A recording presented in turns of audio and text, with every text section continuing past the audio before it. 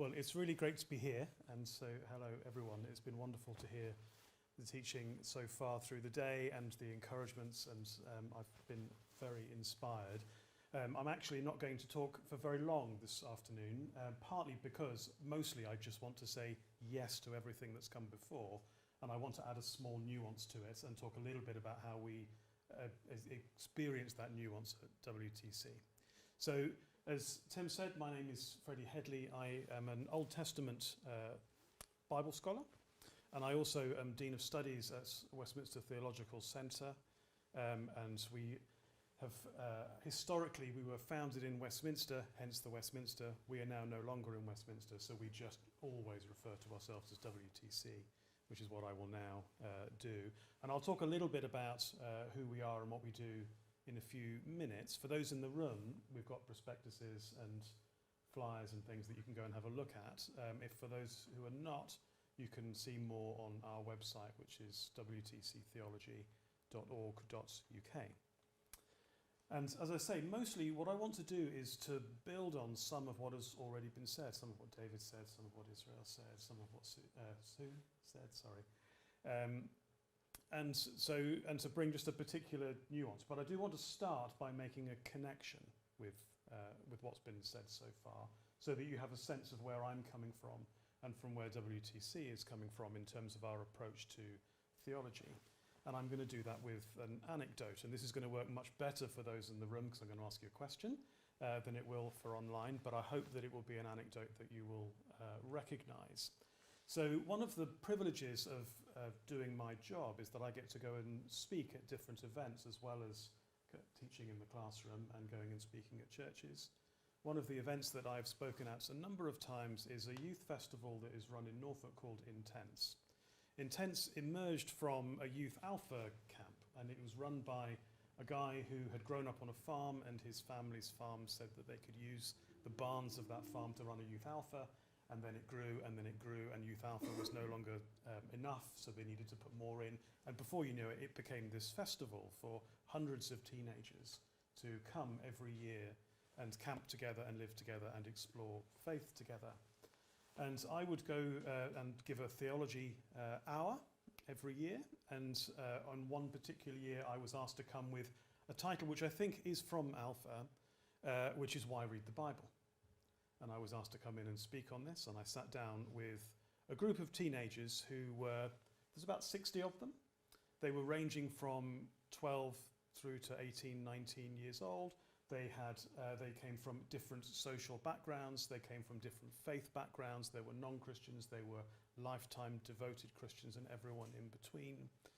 And they were from different racial backgrounds and economic backgrounds. So it was a big mix of kids. And I started by asking them what the Bible is like. And this is where I'm going to ask you a question.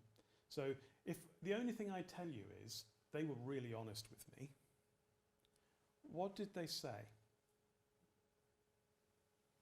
Did they say confusing? Confusing? Contradictory. Contradictory was a kind of, alongside confusing. So the way that they expressed it was it's difficult. And so it was sort of teased out to confusing, contradictory. What else did they say? Don't know. Yeah? Out of date and Irrelevant?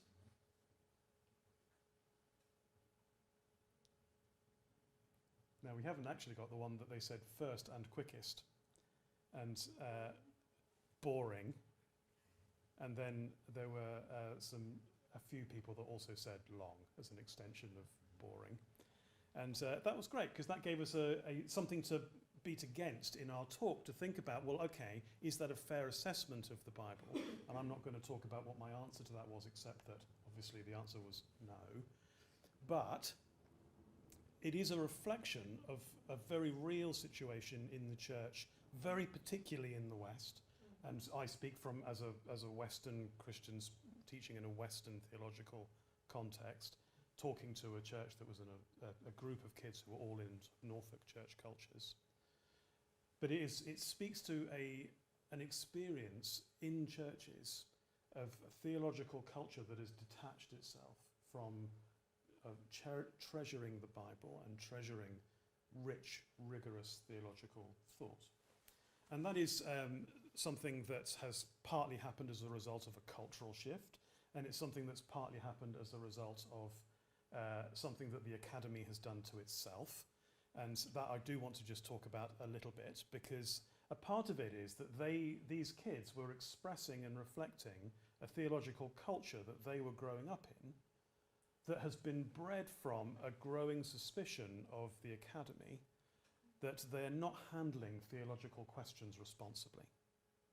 And this is, to some degree, and some very important degree, very unfair, and something that's not a word, something to treasure has been lost. But it is also something that has been to some degree earned. So this is something, so I can speak from my context as an Old Testament scholar, and in a most informed way, and recognise that there has been a trend over the years to inflate some questions at the expense of others. So for example, we've inflated questions of context because we recognise how important they are, to the point where we're only asking questions of context, and it draws us into questions about who wrote it, when did they write it, and forgetting why did they write it, forgetting who are they speaking on behalf, or why are they talking about what they're talking about, and just getting consumed with the question of how much can I pinpoint down to the day when it was written and what the weather was like on that day. And it is an objectively fascinating study for a certain mindset. It is not theologically useful for most of the church. So you end up with a situation where the people for whom that question suits sit over here because no one else wants to listen to that, and they don't really want to talk to them about it anyway, and they talk to each other about it, and they now carry the keys to theological insight that the church no longer has access to, and they don't want those keys because they don't trust the theologians that are carrying them. Now that is a gross oversimplification of the situation, but it is one that many of us will recognise to be true to some degree, and in some cases to a very great degree. So the question is, and we've been teasing this out all the way through today, how do we overcome those obstacles? How do we reconnect the church with a treasuring of rich theology? How do we reconnect the church with the idea that theology isn't something that belongs in the ivory tower and the privileged rich few who can go and have a certain type of education, and the few people who we then recognise should be leaders, and so we send them away so that they can study for a bit, and then once they've finished studying they can come back, maybe, or go somewhere else and lead. That keeps theology amongst the few and not the many. Whereas theology, as we have talked about all day repeatedly, is a gift from God to the church, to the people of God. It is fundamentally about God's relational desire to know you and to be known by you, and for you to tease out what that means every day of your life. There is no situation walking with God where theology should be held away from you. So the notion that we can separate out ideas of studying theology and doing church life is a result of an unhealthy culture that has arisen from this distancing. And WTC emerged, first of all, from a church leader and a biblical scholar, both of whom were experiencing opposite sides of that coin. So the Bible scholar was a New Testament Bible scholar teaching in a university where he was not allowed to pray because it's not welcome in a classroom, it's not appropriate. And he was not allowed to teach about the life-giving qualities of the word and the spirit within the word. And so he felt restricted and limited and unengaged. He was talking to a friend of his who was a church leader who felt desperately sorry that his church just had no resources available to him to think rigorously about theological ideas. And so we were all doing the best that we could. We were opening the page and doing what we could with what it looked like it meant in front of us without any kind of background information available. And together they teased out this idea of putting together a college that would meet people where they are and not expect them to come to where we are. Now, we're not unique as a college in having that sense of urgency. That's been clear throughout all of today. I'm fairly sure it's right at the heart of all nations, for example, is to see exactly the same bridge crossed. But WTC was birthed from a very particular desire to see that bridge crossed, but also from a set of values that said fundamentally, firstly, the life of the Spirit must be infused through every level of our study and our worship life, so that you can't tell the difference between worship and study. So we talk all the time to our students about essays not being about success, but being about worship, and trying to translate for students a way that they can find essays to be a form of worship. So we want that to be taken very seriously, but at the same time, and we expect, by the way, that in the classroom, the Holy Spirit disrupts the teachers. We expect that we will have to stop and allow God to move. We expect that theology should lead to ministry, and it shouldn't train us for ministry, it should just result in it. Because theological life is just transformational life, and it is something that God wants for all. So we believe, firstly, that the life of the Spirit was fundamental. That is core to us as a charismatic college, so we come from a particular tradition. And also, it informed our view that the courses should not be delivered at a college that you go to, but should be delivered in local churches as far as possible, so that students could be where they were and stay where they were. And theology didn't carry this climate of it's something that you go away to do.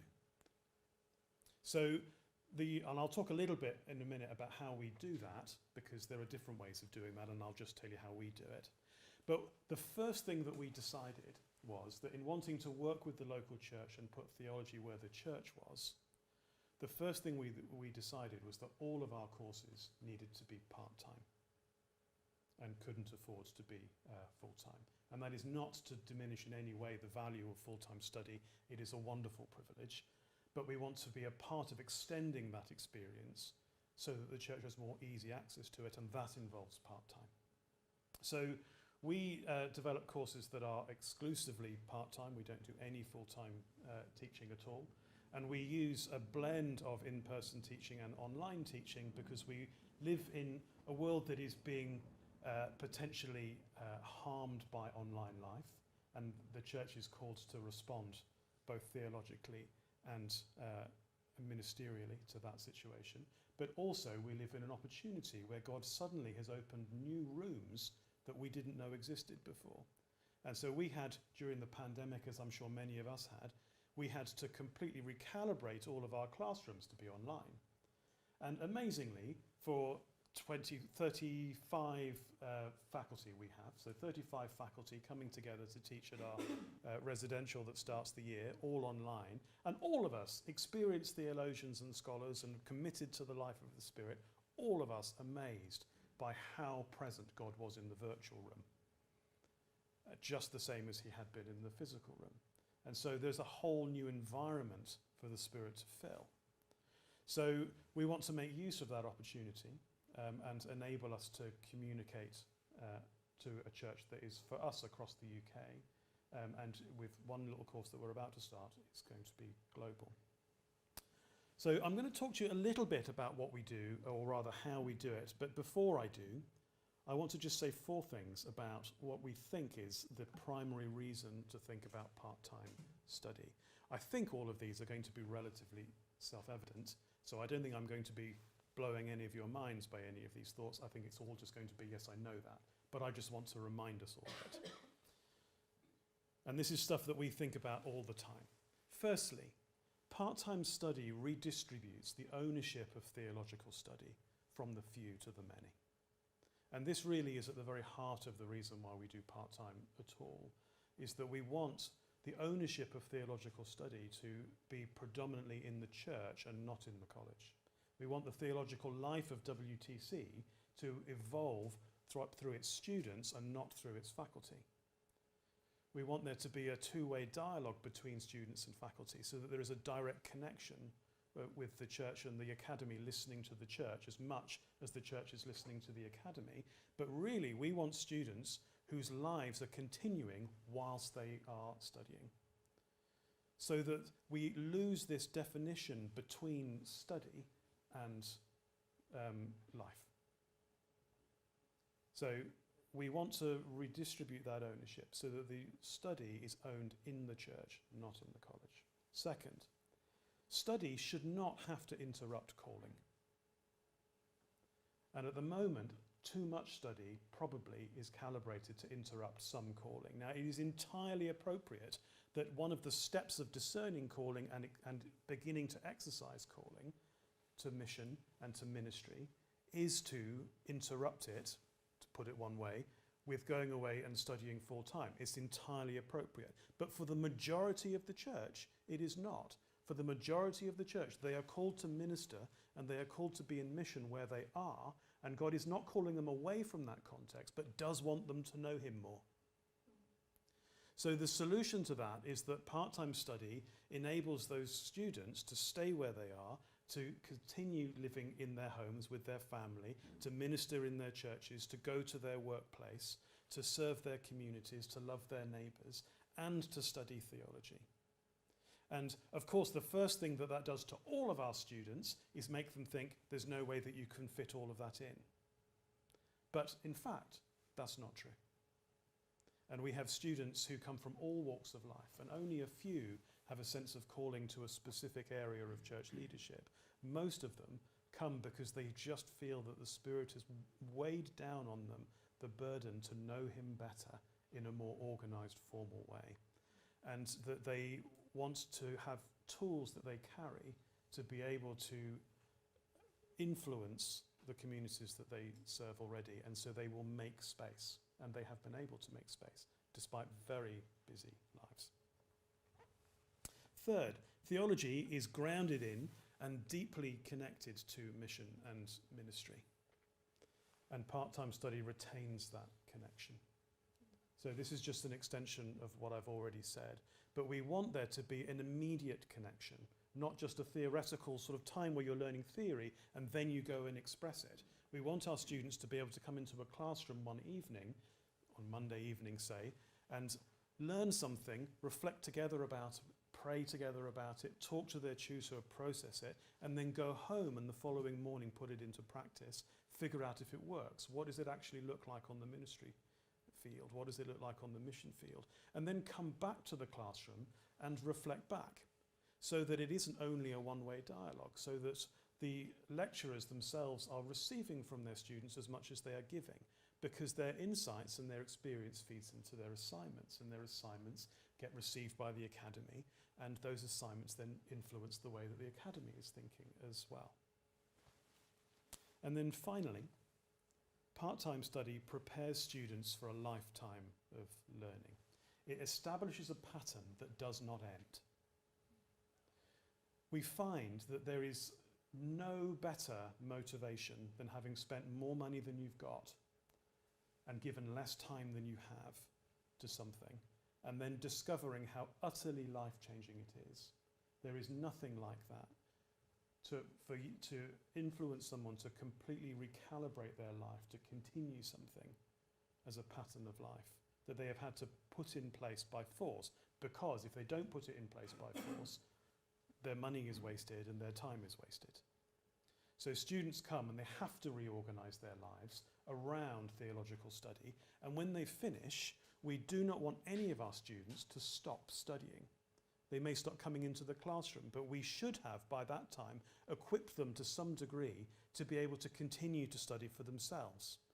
We want to be able to give them the tools so that when they open God's Word, they have new questions to ask. One of the things that we talk about a lot in our classrooms is why study in the first place. And one of the things that I say when I'm talking to potential students is, it's not about qualification, because the Spirit qualifies you to speak on behalf of God, and the Spirit informs you and will bring revelation from his word. He will do that however much theological grounding and depth you carry, because that is the grace of God. It's not about qualification. It's not about success. What it is about is responding to the relational call of God to know him better and to engage with the idea that in the grace of God, he tends to speak to us in language that we understand. Now, this is a vulnerability of God which is remarkable and captivating, that he puts so much power in our hands in our relationship with him. And so he talks to us about things that we can understand so that we can know him better. But that limits the number of things that he can talk to us about. So studying theology is nothing more than, but also nothing less than, growing the vocabulary that the Spirit has to speak to us with, so that we are able to give students more that God can talk to them about. And we should expect that to be a transformative experience personally, but it will also be a transformative, it'll have a transformative effect on the communities that they serve. So we want part-time study and online study for us to be a part of them building habits in their life that continue beyond study, that are not difficult habits to pick up because study has given them those habits already. So, in conclusion, I did say that one last thing. So in conclusion, I just want to talk to you just very briefly about how we do it. There are many other ways of doing it. So I saw on the screen earlier, All Saints do almost everything that I'm talking about here. So they have a slightly different way of doing it. Other colleges do it slightly differently.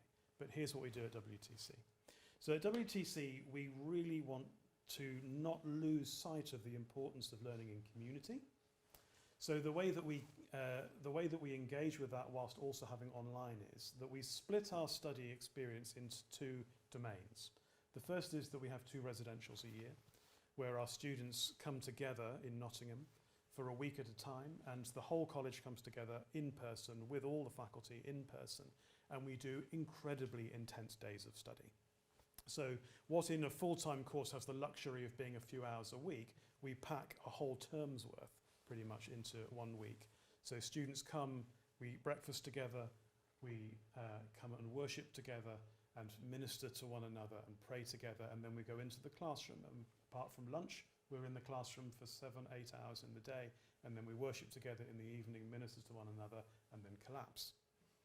And for a week, it's intense and difficult to keep up with, but overwhelming in the way that sometimes only the presence of God can be entirely overwhelming.